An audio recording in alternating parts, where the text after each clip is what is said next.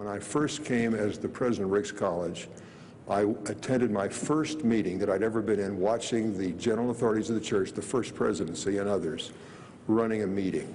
I had been studying for the 10 years I was a professor at Stanford how you make decisions in meetings, in groups.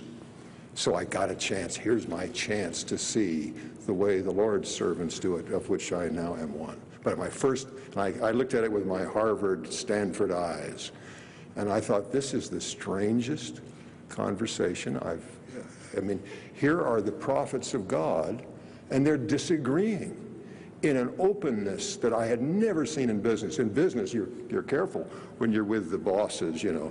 Here they were just, and I watched this process of them disagreeing, and I thought, good heavens. You know, I thought revelation would come to them all, and they'd all see things the same way in some sort of, you know, and it was more open than anything I had ever seen in all the groups I'd ever studied in business. I was just dumbfounded.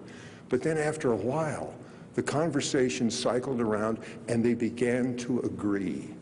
And I saw the most incredible thing, that here are these very strong, very bright people, all with different opinions. Suddenly the opinions began to just line up, and I thought, I've seen a miracle. I've seen unity come out of this wonderful, open kind of exchange that I'd never seen in all my studies of government or business or anywhere else.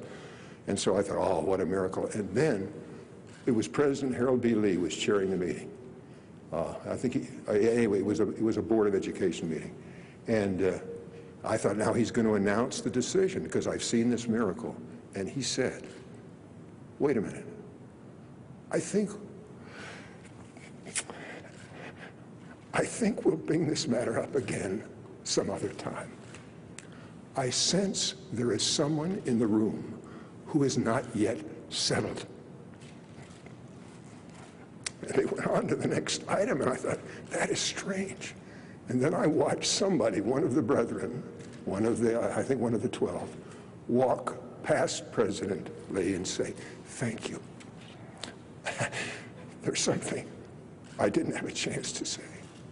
So I want you to know, the main thing you do about Harvard and Stanford, and I love that, I hope this doesn't offend my wonderful friends, forget it. We're in another kind of thing here. This is what it claims to be. This is the true church of Jesus Christ. Revelation is real, even in what you call the business kinds of settings. And a great man whom I love and will always love, President Harold B. Lee, taught me a great lesson that says, no, we can be open, we can be direct, we can talk about differences in a way that you can't anywhere else, because we're all just looking for the truth. We're not trying to win. We're not trying to make our argument dominate. We just want to find what's right. And then a man sensitive enough to sense, without anybody saying anything, that somebody in the room was not settled. And again, there's a kind of process of openness, and yet coming together and having confidence that you know what the Lord wants, not what we want. That is, I loved Harvard, I loved Stanford, had a great time there. My wife is here. We spent the first 10 years of our married life. I was a professor at Stanford, thought I'd stay there forever, and had tenure, and how happy we were. And then went to Rexburg, Idaho from there, and then came down here and found out that there was a kind of making decisions and working together in groups that I have never seen anywhere else in the world except here.